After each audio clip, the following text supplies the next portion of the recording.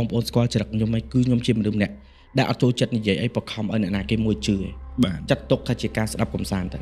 ព្រោះដោយសាររឿងមួយនេះពាក់ព័ន្ធជាមួយនឹងរឿងខ្មោចគ្រូអាគមរឿងការបញ្ចុះសពគ្រូអាគម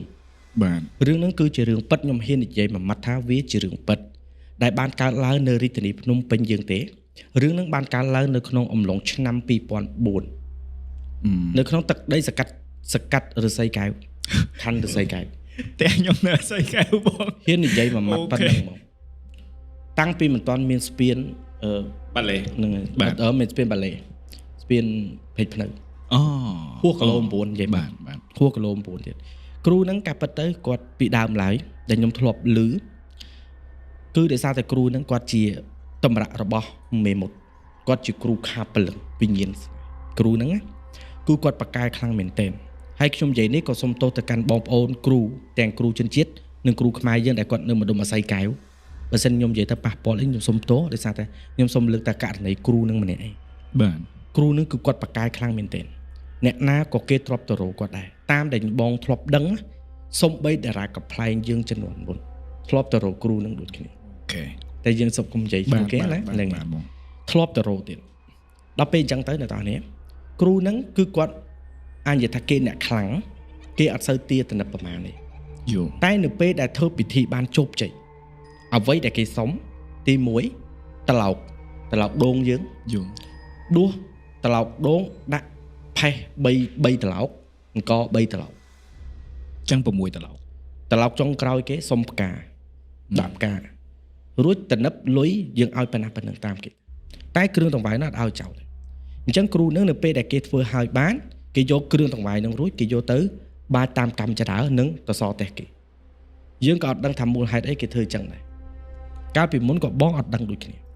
នៅពេលដែលគេធ្វើអញ្ចឹងនៅពេលគេធ្វើបានផលដដែលអញ្ចឹងណាបានបងទើបលេចតំណឹងមកថាគ្រូអាគមមួយនឹងបានចិញ្ចឹមព្រី2ក្បាលនៅតសតេះគ្រូនឹងចិញ្ចឹមព្រី2ក្បាលទី1ព្រីដែលគេចិញ្ចឹមនឹងគឺព្រីកាឡាភ្លើងព្រីកាឡាភ្លើងប្រវត្តិព្រីកាឡាភ្លើងដែលគ្រូនឹងបានចាប់មកទៀតហ្នឹងណាគឺជាព្រីដែលចងកទៀតព្រីកាឡាភ្លើងកាលដែលនៅរស់ពោះធំហើយទៅចងកសម្រាប់ខ្លួននឹងចរឹងប្អួយគ្រូនឹងទៅតងព្រលឹងនឹងយកមកព្រីទី2ដែលគ្រូនឹងចិញ្ចឹមហ្នឹងគឺបើយើងនិយាយថាវាមិនធំអីណាស់ណាពេកទេវាមិនធំណាស់ណាគឺព្រីលខោបាទគ្រូនឹងនៅពេលដែលធ្វើពិធីអីមួយតែតែលេងភ្លេងថ្វាយព្រីហ្នឹងអញ្ចឹងគ្រូនឹងគឺមានឥទ្ធិពលខ្លាំងគឺរឿងស្នេហ៍នឹងខ្លាំងជាងគេបាទដល់ពេលគ្រូនឹងបកកែណាបកកែអញ្ចឹងទៅស្រាប់តែថ្ងៃមួយហ្នឹងគាត់ក៏បានលាចាក់លោកទៅលាចាក់លោកបាទបងនៅពេលដែលលាចាក់លោកគេក៏បានយកសាកសពគាត់ហ្នឹងអត់ទៅបូជាទេយកសពរបស់គាត់យកទៅបញ្ចុះយកទៅបញ្ចុះហើយសពហ្នឹងគឺបញ្ចុះនៅខាងព្រែកភ្នៅបាទបងហ៊ាននិយាយច្បាស់អញ្ចឹងមកកាលហ្នឹងយកទៅបញ្ចុះនៅតំណឹងនៅពេលដែលបញ្ចុះរួចគេបកកែថាគ្រូហ្នឹងមានរដ្ឋអំណាចកាលដែលនៅរស់អញ្ចឹងក៏មានបងប្អូនជាច្រើនបានទៅយកធូបយកទៀនទៅអុជធូបនៅភ្នោរបស់គ្រូអាគមកាលដែលគាត់នៅរស់ជឿមកតង់ណាគាត់ពួកគាត់ប្រហែលគិតថាគ្រូហ្នឹងពេលស្លាប់ទៅរដ្ឋមានអំណាចទៀតបាញ់បាក់ទៅហោបាទបាច់អស់លុយច្រើនទៅបាយបន់ដោយអញ្ចឹងណាបងប្អូនស្រាប់តែអត់ទៅអុជធូបនៅក្នុងចំណោមមនុស្សច្រើនណាស់ដែលធ្លាប់ទៅក៏មានមនុស្សម្នាក់ដែលគាត់ជាម្ចាស់សាច់រឿងហ្នឹងគាត់ជាម្ចាស់សាច់រឿងហ្នឹងដែលប្រាប់ហ្នឹងបាទគាត់ក៏ប្រាប់រឿងហ្នឹងថាគាត់ក៏ឮល្បីថាគេទៅបែបបន់នៅភ្នោហ្នឹងគឺបានសម្រេចគាត់ក៏បានទៅដូចគេដូចឯងចឹងនៅពេលដែលគាត់ទៅហ្នឹងគាត់ក៏បកងាវគាត់បកងាវស្រស់គាត់យកទៅបិទនៅលើភ្នោហ្នឹងហើយគាត់អានេះអារម្មណ៍គាត់ឯងគាត់ជំនឿជឿថាគ្រូកាលដែលគេនៅរស់គ្រូអាគមគេចូលស៊ីសាច់ឆៅវាមានអំណាចអញ្ចឹងគាត់បកឲ្យមានឈាមដើម្បីឲ្យព្រលឹងនេះមានអំណាចគាត់ក៏បែបបន់គាត់ថាដូចនឹងអ្វីដែលគាត់បានបន់ពិតមែនកាលហ្នឹងគាត់ថាប្រទេសរបស់យើងដូចជាមិនទាន់មានការអភិវឌ្ឍអីណាស់ណាពេកទេកាលហ្នឹងណាគាត់ថាកាលហ្នឹងគាត់បែបបន់សុំចង់ទិញឡានមួយនីសាន់ចង់ទិញឡាននីសាន់គាត់ក៏ទិញបានគាត់បែបបន់ឲ្យ2ថ្ងៃគាត់បានទិញនៅពេលដែលគាត់បានទិញគាត់ក៏អត់បានទៅភ្នោហ្នឹងទៅលាមាត់លាកឬក៏ទៅសុំអីទៀតទេគាត់បានទៅក្រោយមកលើកខ្វះដែលយើងនិយាយថាមួយខែគាត់ចាប់ផ្ដើមដាក់វិញនៅក្រោយពេលដែលគាត់ដាក់វិញគាត់ក៏និយាយថាគាត់ក៏បានរើផ្ទះ គាត់ក៏បានឈប់នៅផ្ទះកន្លែងមួយហ្នឹងមកនៅម្ដុំចិត្តអាស័យកៅហ្នឹងដូចគ្នាគាត់ក៏មកផ្ទះមកនៅផ្ទះហ្នឹងវិញតែគាត់រកផ្ទះបានចាប់តាំងពីថ្ងៃដែលគាត់រើមកនៅក្នុងផ្ទះហ្នឹងពីដំបូងឡើយគាត់ថានៅគ្នា5នាក់ទាំងម៉ាក់របស់គាត់ដោយសារគាត់អត់មានប៉ាគាត់នៅជាមួយម៉ាក់គាត់និងបងប្អូនគាត់ហ្នឹងបើរាប់ទៅ5នាក់ដែលនៅក្នុងផ្ទះម្នាក់សុទ្ធតែគេជាអ្នកដែលរស់ស៊ីទាំងអស់អត់មានពីណាគេនៅផ្ទះសូម្បីតែម៉ាក់គាត់ជាអ្នកលក់ផ្លែឈើសូម្បីតែម៉ាក់គាត់ក៏អត់នៅផ្ទះដែរអញ្ចឹងនៅពេលដែលចេញទៅរស់ស៊ីគឺម្នាក់ចាក់សោបិទអស់បាទអញ្ចឹងពួកគាត់ហ្នឹងក៏ចេញទៅរស់ស៊ីអស់ស្រាប់តែថ្ងៃមួយម៉ាក់គាត់មកមុនគេម៉ាក់គាត់ក៏មានសោចាក់ចូលទៅក្នុងផ្ទះនោះដូចគ្នានៅពេលដែលគាត់ចាក់សោនោះចូលទៅក្នុងផ្ទះគាត់តែបើកក្រាក់ចូលទៅក្នុងផ្ទះអញ្ចឹងឮសំឡេងមួយចេញពីក្នុងផ្ទះថាមកហើយដូចមានអ្នកណាមួយចាំផ្លូវអញ្ចឹងមកហើយគាត់ភ្លេចខ្លួនគាត់ឆ្លើយជាមួយគេទៀតអូនគាត់ថាមកហើយគាត់ឆ្លើយជាមួយគេទាំងដែលគាត់បើកទ្វារគាត់ស្រឡឹងរមើលថាអ្នកណាគេអ្នកសួរមិញអញ្ចឹងគាត់ស្រឡឹងរមើលគាត់ឆ្ងល់ថាអ្នកណាគេសួរគាត់អត់អស់ចិត្តគាត់ចេញមកសួរអ្នកចិត្តខាងគីឡូមានអ្នកចិត្តខាងគេសួរបាទបងតែគាត់រមើលអ្នកចិត្តខាងទៅអត់ឃើញពីក្មេងៗទូចអញ្ចឹងក៏គាត់ខ្ជិលទៅគាត់ក៏ចូលទៅក្នុងផ្ទះណាគាត់ក៏ចូលទៅក្នុងផ្ទះងាកមករឿងរបស់បុគ្គលម្នាក់ដែលបានប្រាប់សាច់រឿងខ្ញុំដែលគាត់ទៅបែបបន់គ្រូហ្នឹងនៅពេលក្រោយមកគាត់ក៏មកពីធ្វើការហ្នឹងគាត់ចាប់ផ្ដើមបើយើងនិយាយគាត់ស្ដាប់ថាចាប់ផ្ដើមមលុំមលាយយល់គាត់ចាប់ផ្ដើមបាត់បង់ម្ដងតិចគាត់ក៏ទៅដល់ថ្ងៃមួយហ្នឹងគាត់ក៏មកថាមកពីធ្វើការគាត់ឡើងមកគេងនៅក្នុងបន្ទប់ហ្នឹងគាត់អង្គុយលើខែគាត់បាទទេកាលអីគាត់កលេចភ្នែកទៅគាត់ក៏ឃើញរបស់មួយដែលគាត់ធ្លាប់ទៅជាវគ្រូហ្នឹងគាត់កលេចភ្នែកឃើញគាត់ក៏ទាញរបស់ហ្នឹងយកមកគាត់ក៏នឹកឃើញថាចេះប្រហែលជាគាត់មិនបានទៅបែបបន់ទេដឹងបានជាលោកគ្រូខឹងអញ្ចឹងណាគាត់ក៏យកមកដាក់ផ្អោបដៃលើកថាយើងបនណាលោកយល់ស្ពះបែបបន់និយាយថាលោកគ្រូហើយលោកគ្រូខ្ញុំអត់បានទៅកន្លែងលោកគ្រូទេហើយក៏អត់បានទៅលាមាត់លាកទេលោកគ្រូកុំប្រកែប្រកាន់ឥឡូវចេះទៅឲ្យកូនចៅលក់ដូរដាច់កូនចៅនឹងទៅម្ដងទៀតអញ្ចឹងណាគាត់ក៏បែបបន់ផុតតែពីគាត់បែបបន់ប្រហែលជាលើសខ្វះ10ទៅ20នាទីក្រោយក៏ប្អូនគាត់ឡើងមកហៅដើម្បីទៅញ៉ាំបាយបាទស្រាប់តែគាត់ចុះមកញ៉ាំបាយអង្គុយនៅលើតុមូលអាតុកដែកយើងមូលគេបត់បាទតុកនេះនោះឡើងអង្គុយនេះតុកនេះនោះឡើងមកអង្គុយគេញ៉ាំបាយហើយគេងើបព្រុសនៅសល់តែគាត់ជាមួយនឹងប្អូនស្រីគាត់បន្ទាប់គាត់មួយទៀតគឺនៅពីអ្នកអង្គុយទល់មុខញ៉ាំមួយគ្នាបាទម៉ាក់គាត់ហ្នឹងក៏ដើរទៅខាងមុខដើរទៅមុខកន្លែងទូហ្នឹងណាដើរទៅយកអំបោះដើរយកមកបោះមកវិញមកបោះវិញស្រាប់តែពេលគាត់ដើរមកវិញគាត់ឃើញមិនមែនមនុស្ស2នាក់ទេគឺមនុស្ស3នាក់កំពុងអង្គុយស៊ីបាយបាទតែអ្នកស្ដាប់តអស់ហើយណាបាទមនុស្ស3នាក់ដែលអង្គុយញ៉ាំបាយហ្នឹងមិនមែនអង្គុយនៅលើតុស្មើមួយគ្នាទេ2នាក់ទល់មុខគ្នាម្នាក់ទៀតអង្គុយលើក្បាលអង្គុយពីលើក្បាលហ្មងបាទឃើញរូបភាពហ្នឹងច្បាស់បាទបងជើញតទៀតចុះនៅពេលគាត់ឃើញបែបហ្នឹងម៉ាក់គាត់ក៏សេកមកតំហឹងសេកអញ្ចឹងទៅពាក្យអ្នកទាំងពីរហ្នឹងគាត់ភ្ញាក់អញ្ចឹងគាត់សួរម៉ាក់កាត់អីគាត់ថាអត់អីគាត់ថាកដោកឡាត់តែក៏ប៉ិតគាត់ឃើញបាទគាត់ក៏ដេញប្អូនទី2បន្ទាប់ហ្នឹងប្អូនស្រីហ្នឹងឲ្យឡើងទៅលើគាត់ក៏សួរហ្នឹងថាកូនឯងកើតអីម៉ាក់មិញឃើញណាគេអង្គុយលើក្បាលកូនឯង1 2 3 4គាត់ហ្នឹងក៏និយាយថាម៉ាក់កុំនិយាយចឹងខ្ញុំខ្លាចទេកុំប្រឡាតអីចឹងណាកុំប្រឡាតកុំអីក៏អត់មាត់គាត់ក៏ដេញចែកជើងគ្នាទៅគេងអស់លេងរៀងខ្លួនរឿងហ្នឹងរំលងមកបានប្រហែលជាលើខ្វះដែលគាត់ថាបើតាមគាត់ចាំគាត់ថាអត់ដល់កន្លះខែគាត់ក៏ជួបគ្រោះថ្នាក់ហ្នឹងមែនគាត់ជួបគ្រោះថ្នាក់គាត់បានឡានបុកគាត់ហ្នឹងនៅពេលដែលឡានហ្នឹងជិះមកគៀគាត់បុកគាត់ទៅដួលទៅនឹងភ្លាមណាស្រាប់តែតកងឡានហ្នឹងចុះមកនិយាយថាបុកមនុស្សហ៎អូនយល់ពីហ្នឹងហ៎បុកមនុស្សហ៎ស្រាប់តែគាត់ថាពូបុកខ្ញុំហ៎ពូអញនិយាយថាបុកមនុស្សមិនខ្ញុំមិនស្មានបុកគោអ្វីដែលគាត់ឃើញគឺគោមិនមែនមនុស្សហ៎យល់ទេគាត់ក៏ងើបមកហ្នឹងក៏យកទៅពេទ្យយកទៅអីទាំងអស់គាត់ចាប់ផ្ដើមមុខគាត់អាប់រិស័យទាំងអស់ហ្មងគាត់ចាប់ផ្ដើមអាប់រិស័យចុះមុខបើយើងនិយាយថារិស័យដាក់មែនទែនមុខគាត់ស្អាប់គាត់ក៏ផ្អាកធ្វើការងារនឹងក្រោយពេលដែលគាត់គ្រោះថ្នាក់នឹងគាត់ក៏ផ្អាកធ្វើការងារគឺគាត់នៅសង្ងំតែនៅក្នុងបន្ទប់នៅក្នុងផ្ទះហើយក្រៅពីនោះបងប្អូនគេចេញរស់ស៊ីទាំងអស់ចាប់តាំងពីថ្ងៃនឹងមកគាត់គឺជាមនុស្សម្នាក់ដែលនិយាយជាមួយនឹងវិញ្ញាណរហូតអានឹងតាមអ្នកផ្ទះគាត់និយាយណាចាប់តាំងពីថ្ងៃនឹងមកគឺម្នាក់ហ្នឹងគាត់ថាយប់ឡើងគឺគាត់តែងតែនិយាយជាមួយអ្នកហ្នឹងថាលោកគ្រូតើខ្ញុំរៀបកណ្ដុលប្រហែលលោកគ្រូរៀបពិធីនៅណា នៅថ្ងៃមួយហ្នឹងអ្នកនឹងក៏និយាយតែលោកគ្រូខ្ញុំចង់ឲ្យលោកគ្រូឯងរៀបពិធីនៅកណ្ដាលផ្ទះខ្ញុំ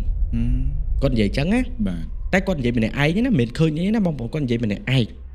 បើយើងមើលមកគេថាមនុស្សវិកលចរិតតែបើគេចេះមើលគេថាមនុស្សនឹងនិយាយមួយខ្មោចដែរបាទច្បាស់តែអញ្ចឹងលោកគ្រូខ្ញុំចង់ឲ្យលោកគ្រូឯងជួយរៀបចំពិធីនៅកណ្ដាលផ្ទះខ្ញុំដោយសារឯងខ្ញុំរកស៊ីអត់បានសោះ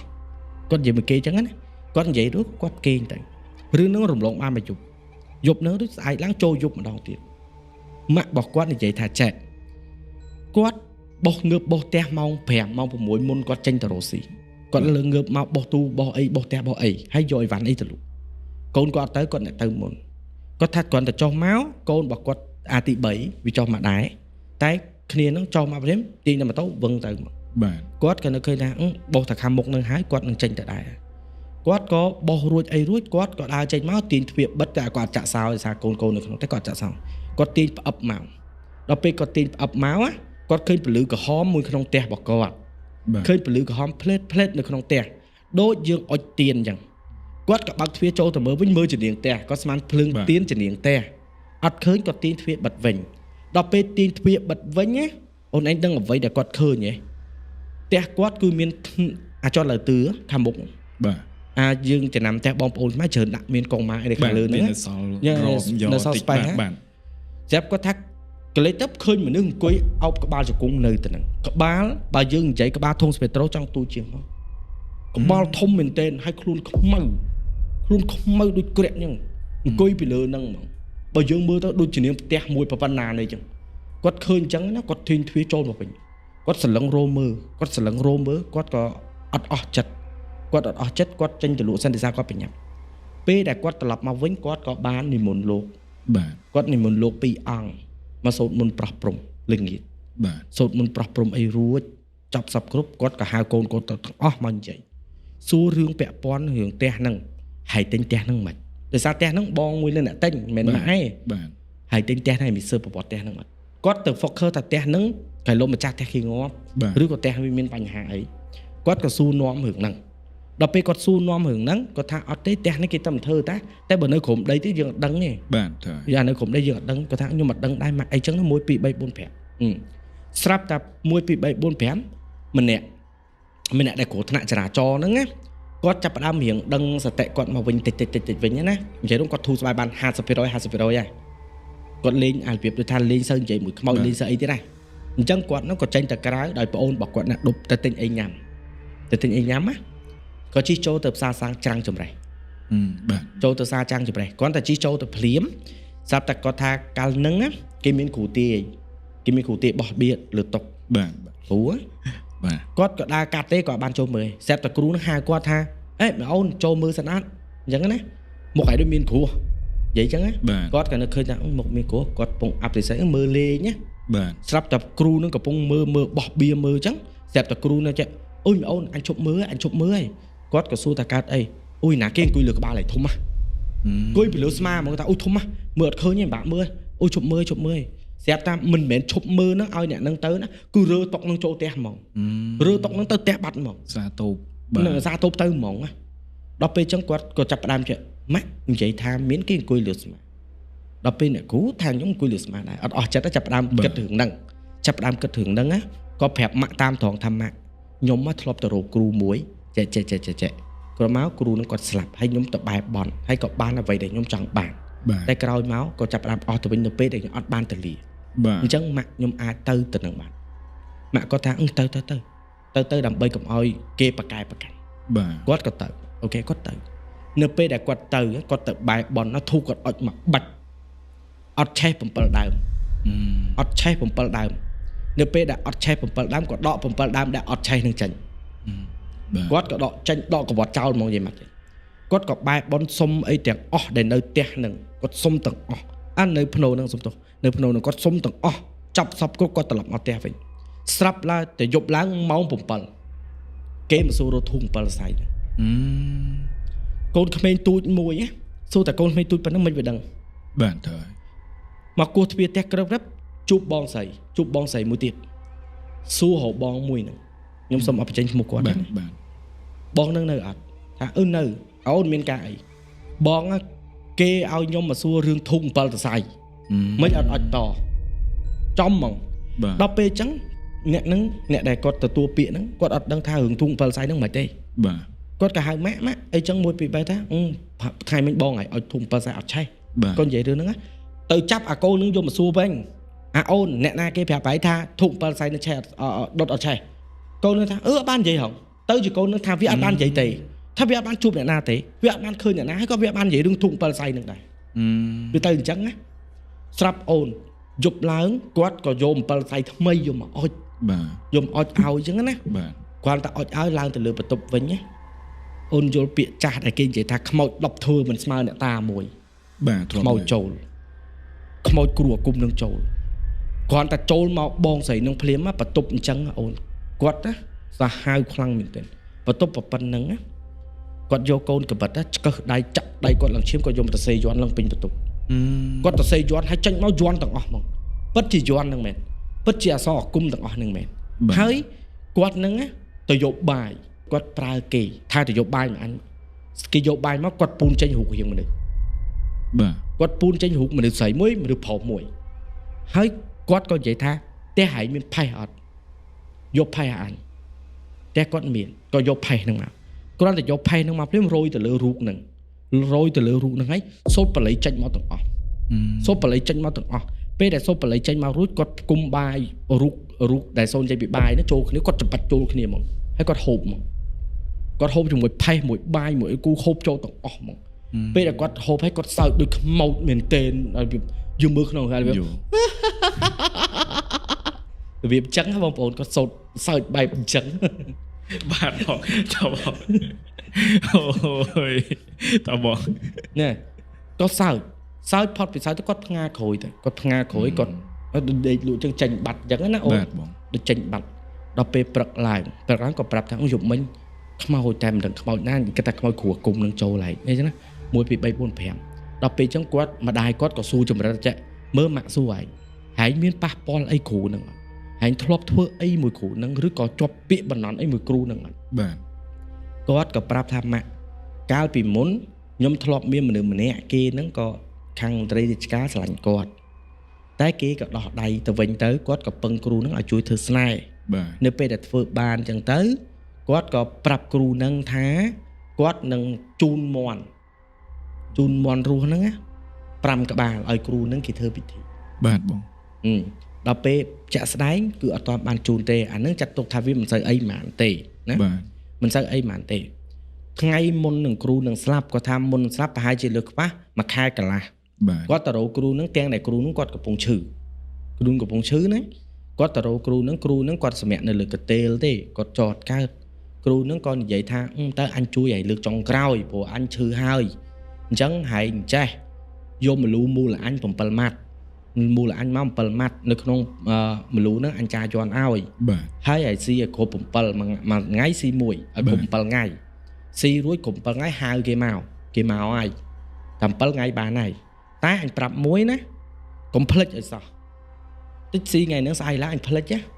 ស្អែកឡើងមិនស៊ីទៀតអត់ទេណាត្រូវទៅស៊ីអត់ឲ្យដាច់ថ្ងៃហ្មងធ្វើឲ្យជាប់មួយអាទិត្យហ្នឹងហ្មងគាត់ហូបអត់បាន2ថ្ងៃគាត់ហូបបានថ្ងៃទី1ថ្ងៃទី2ថ្ងៃទី3គាត់អត់បានហូបទេមូលហេតុដែលគាត់និយាយថាគាត់បានហូបស្អីពេលដែលគាត់ហូបទៅវាដូចតែមលូយើងធម្មតាអញ្ចឹងតែពេលដែលហូបហើយហ្នឹងយប់ឡើងនៅពេលដែលគាត់គេងគាត់ថាពេលដែលយប់ឡើងនៅពេលដែលគាត់គេងណាគឺមានមនុស្សស្រីរបាំមករំចុងជើងគាត់រហូតមនុស្សស្រីរបាំហ្នឹងមករំហើយដោយរបៀបតម្លាក់ផ្កាឲ្យគាត់អញ្ចឹងដូចថាគេលើកដៃមកដាក់មកអញ្ចឹងផ្កាមកធ្លាក់ផ្កាមកលើគាត់អញ្ចឹងស្រាប់តែគេចាប់ដៃគាត់មកឡើងរំមួយគាត់អញ្ចឹងមកគាត់ថាអ្នកនឹងអត់ដែរស្អាតមកទេច្បែបមាត់ហ្នឹងបបោមាត់លហែកដល់ទៅជីភ្នែកលៀនអត់ធ្លុះចេញក្រៅតែភ្នែកលៀនហ្មងហើយខ្លួនគេសស្គូសអ្នករំរបាំហ្នឹងបាទហើយព្រាលខោនបាទពូគ្រូហ្នឹងគេខ្សែមុនព្រាលខោនគេខ្សែស្នាយព្រាលខោនហ្នឹងបាទដល់ពេលស៊ីទៅគេមកអញ្ចឹងយប់ទី1គ្នាស៊ីក៏ឃើញយ៉ាងហ្នឹងអញ្ចឹងតែណាយប់ទី2យប់ទី3អត់បានយប់ទី4ស៊ីទៀតស៊ីមលូនឹងចង់ដឹងស៊ីទៀតស៊ីរួចយប់ឡើងមកសូត្របបោមាត់នឹងបបោមាត់ដូចមនុស្សប្រុសស្រីយើងថើបគ្នាមកសូត្រផ្លុំដាក់ក្នុងមាត់ហ្នឹងហើយប្រាប់ថាចេះស្អែកហើយនិយាយជាមួយវាទៅវាទុនចិត្តហើយព្រាលខោនហ្នឹងមកប្រាប់មកសូត្របល័យទល់មាត់មួយគាត់ក៏ភ្ញាក់មកអញ្ចឹងទៅក៏គាត់លេងហូប จะពាក់ពនាកម្មពាក្យគេយល់រហូតដល់គ្រូនឹងស្លាប់មកដល់ពេលគ្រូស្លាប់ទៅគាត់ទៅបែបបន់អញ្ចឹងទៀតដល់ពេលបែបបន់គាត់ក៏ប្រាប់រឿងនឹងទាំងអស់ថាវាមូលហេតុមកពីអញ្ចឹងដល់ពេលអញ្ចឹងទៅគាត់នឹងក៏ម្ដាយគាត់នឹងថាបើសិនជាអញ្ចឹងគួរតែធ្វើម៉េចព្រោះអីគ្រូនឹងស្លាប់បាត់ហើយបាទទៅរកគ្រូណាមកជួយក៏ចេះតែស្វែងរកគ្រូរកយ៉ាងណាក៏រកអត់ប៉ះគ្រូប៉ះដែរតែគាត់ណាយើងនិយាយមកតែគាត់ស្លាប់ថាគ្រូខ្លះយកទៅលុយគ្រូខ្លះយកទៅលុយអញ្ចឹងវាអត់បានផលទេសម្រាប់គាត់បានផលគាត់នៅតែព្យាយាមរកគ្រូអញ្ចឹងណារកចុះរកឡើងក៏ប៉ះគ្រូមួយហ្នឹងគេនឹងមិនមែនជាគ្រូដែលចេះធ្វើមុនវិជ្ជាការអីទេគេចេះទៅទូទាយគេក៏ទូទាយឲ្យទៅក៏គេប្រាប់ថាបងឯងមិនរកប្រពន្ធគ្រូហ្នឹងគេអាចដោះស្រាយឲ្យបានទៅរកទៅគាត់ក៏នឹកមិនដល់ថាប្រពន្ធគ្រូនៅតែមិនស៊ូមតិយោបល់គាត់មិនទៅភាសាមួយគាត់ដល់ពេលអញ្ចឹងបានអភិស្ដីហ្នឹងក៏ទៅរកប្រពន្ធលោកគ្រូហ្នឹងទៅរកប្រពន្ធលោកគ្រូហ្នឹងក៏និយាយថាចាំមើលគាត់ឲ្យធុកនិយាយជាមួយប្តីគាត់អញ្ចឹងណាចាំមើលគាត់ឲ្យធុកនិយាយជាមួយប្តីគាត់សិនគាត់ក៏ឲ្យធុកនិយាយជាមួយប្តីគាត់រួចអីចរចាអញ្ចឹងគាត់ថាព្រលឹងប្តីគាត់អត់មកសោះដូចជាអត់ចង់មកអីចឹងណាទីអាសនៈរបស់គ្រូហ្នឹងរើអស់ហើយរើអស់ទៀតដល់ពេលអញ្ចឹងមិនដឹងថារោអីទេគាត់ទៅថាគាត់មិនដឹងជួយមិនបើគាត់មិនចេះអ្នកដែលចេះប្តីគាត់ហ្នឹងមិនមែនគាត់ផងហ្នឹងគាត់អត់ចេះទេគាត់ដឹងត្រូវធ្វើមិនទេស្រាប់តែចូលគាត់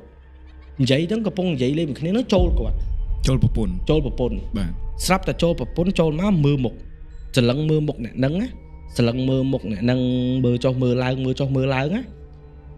បើយើងនិយាយថាវាអភិនហាពេកក៏ខ្ញុំមិនដឹងថាម៉េចបងប្អូនបើបងប្អូនស្ដាប់មកគាត់ថាវាមិនដែរដល់ថ្នាក់នឹងពេកក៏ខ្ញុំមិនដឹងថាម៉េចដែរព្រោះវាជាការពិតឬអញ្ចឹងខ្ញុំសុំតែនិយាយរឿងអ្វីដែលគេប្រាប់បានប៉ុណ្ណាបាទស្រាប់តែគ្រូអាគមនឹងសលឹងមើលអ្នកហ្នឹងសលឹងមើលរួចយកដៃមកស្ទាបកញ្ចឹងកនេះយកដៃលូកមកស្ទាបកញ្ចឹងកហ្នឹងស្ទាបអាយរួចដកដៃមកវិញឆ្អឹងប៉ុណ្ណេះគ្រូអាគមនឹងនិយាយទៅមកទោះនិយាយអាក្រក់ស្ដាប់តិចណាបងប្អូនយើងអស្រួលតិចអានេះធម្មតាភាសាគ្រូអត់ព្រោះទេបាទថ្ងៃនិយាយចឹងមកថ្ងៃខ្លួនថ្ងៃគេផ្ញើឆ្អឹងមួយឆ្អឹងនឹងឆ្អឹងខ្មោចគេផ្ញើថ្ងៃអញ្ចឹងណាបាទក៏សួរថាលោកគ្រូឆ្អឹងផ្ញើមិនខ្ញុំអត់សូវយល់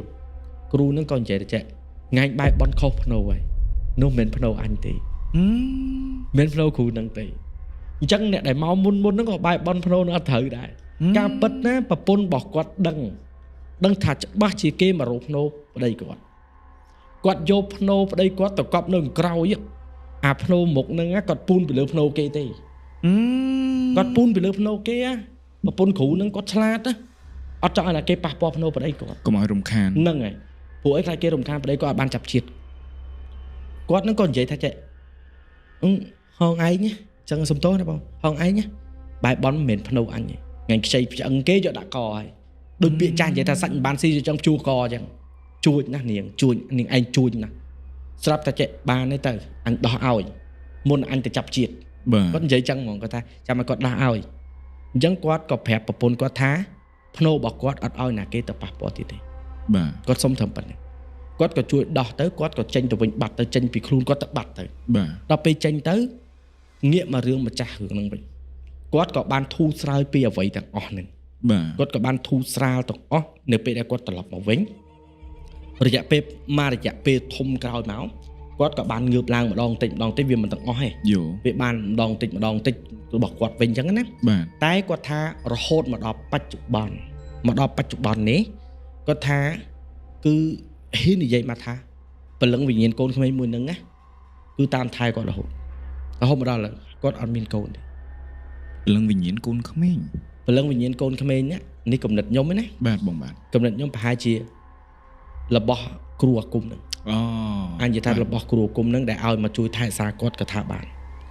ហើយគាត់ក៏ថែរក្សាកូនមួយហ្នឹងដែរ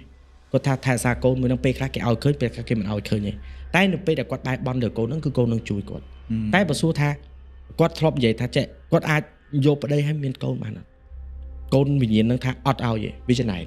ចង់ឲ្យមានតែវីយកប្តីបានតែដឹងតែអត់មានកូនហ្នឹងហើយអត់មានទេរហូតដល់ឥឡូវគាត់អត់មានមែនគាត់ថាអត់មានហ្មងគាត់ទៅវិទ្យាសាស្ត្រ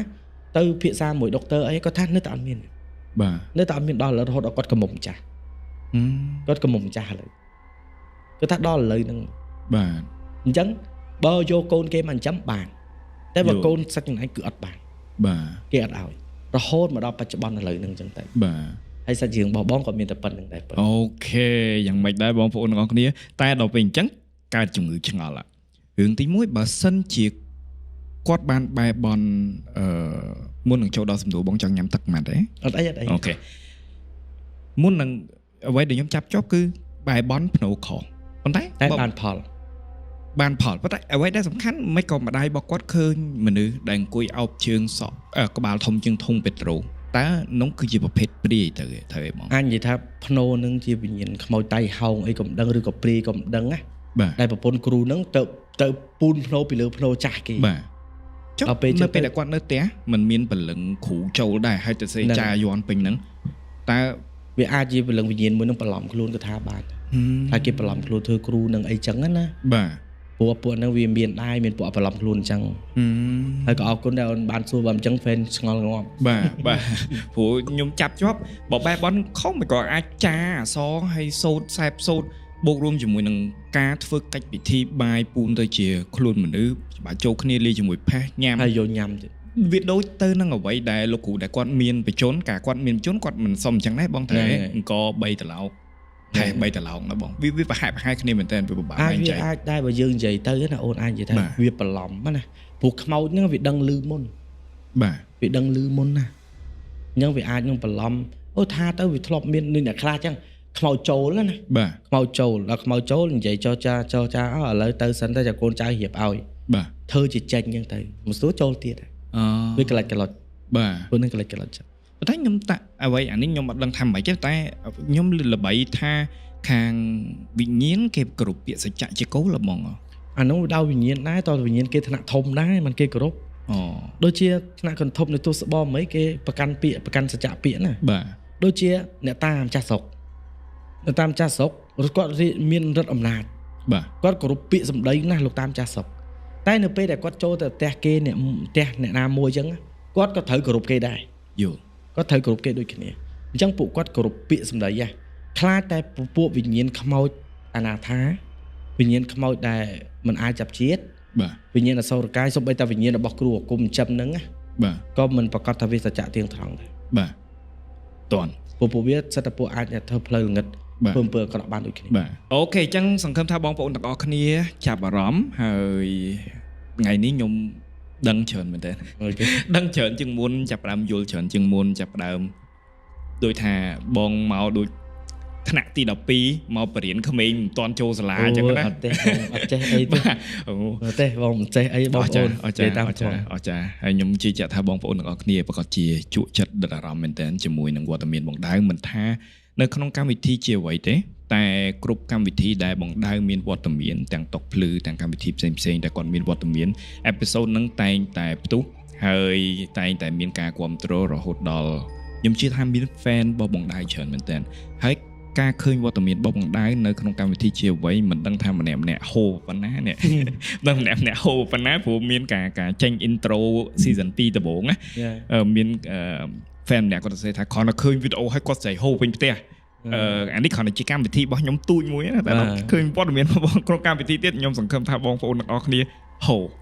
ខ្លាំងមែនតើអរគុណមែនតើបងមានពាក្យពេចន៍អីចង់ក្រោយទេបងអូខេពាក្យពេចន៍ចុងក្រោយដែលខ្ញុំចង់និយាយទៅកាន់ទាំងក្រុមការងារនិងបងប្អូនទាំងអស់គ្នាពិតជាអរគុណមែនទែនសម្រាប់ការគ្រប់គ្រងនិងការ invite បងចូលរួមនៅក្នុងកម្មវិធីហើយក៏អូនអរគុណនៅការគ្រប់នឹងឲ្យតម្លៃនិងការជឿជាក់មកលើកាន់ខ្ញុំជាគ្រូអាគមផងជាអ្នកនិទានរឿងដែរខ្ញុំពិតជាអរគុណមែនទែនហើយកន្លងមកគឺគាត់តែចង់ជម្រាបទៅកាន់បងប្អូនថាអាគមគឺមានខ្មោចគឺមានតែគ្រាន់តែយើងកុំបំពេញក៏យើងក៏កុំទៅបៀតបៀនគេអ្វីដែលសំខាន់យើងរស់នៅសម្រាប់តែយើងខ្លួនឯងឲ្យសុខគ្រប់គ្រាន់បានហើយពួកគេនៅផ្លូវងឹតគេអត់តែមានគំនិតថាបៀតបៀនយើងទេមួយវិញទៀតក៏អត់បខំឲ្យបងប្អូនទាំងអស់គ្នាជឿទៅលើរឿងអបិយជំនឿពេកដែរយើងអាចនិយាយបានថាយើងជឿនៅលើគិតពិចារណាថាវាសមហេតុផលទេវាមានប៉ុណ្ណាហេតុប៉ុណ្ណាផលប៉ុណ្ណាសម្រាប់ខ្លួនឯងហើយមួយវិញទៀត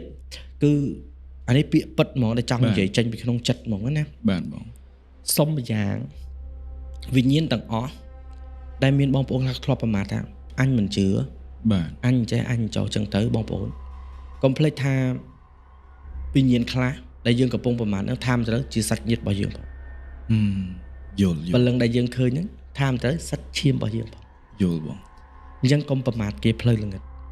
ព្រោះយើងត្រូវចាំថាគេនៅទីល្ងិតហើយយើងឈោទីភ្លឺបាទគិតមើលណាយើងមើលអត់ឃើញគេមកពីឆ្វេងពីស្ដាំពីលើពីក្រោមពីក្រោយគេមកបានគ្រប់ក្រៈទេសៈទាំងអស់ហើយយើងនេះអ្នកឈោនៅទីភ្លឺយើងត្រូវប្រយ័ត្នប្រយែងគ្រប់កន្លែងបាទគេមកខាងណាក៏ត្រូវយើងដែរអញ្ចឹងសូមអាចនិយាយបានថាកុំឲ្យស្លាប់សាមាត់កុំឲ្យវិញ្ញាណសាមបាទណាបាទបើយើងមិនជឿយើងគ្រាន់ទុកក្នុងចិត្តទៅយើងមិនជឿយើងប្រាប់ខ្លួនឯងថាអញអត់ជឿយើងដើរចេញផុតបាទយើងកុំប្រមាថគេបាទរហូតដល់ថ្នាក់ដល់ដំបូលផ្ទះគេពេកយល់ក៏វាអត់អាចវាមិនល្អសម្រាប់យើងប្រមាថបាទហ្នឹងហើយក៏អរគុណដែរណាដែលបងប្អូនទាំងអស់គ្នាបានចូលរួមស្ដាប់ហើយបើមានឱកាសមានបងប្អូនចូលចិត្តច្រើនមកទៀតបើសិនជាបងអនុញ្ញាតខ្ញុំនឹងអញ្ជើញបងម្ដងទៀតចូលឲ្យតែបងប្អូនពេញចិត្តមកទៀត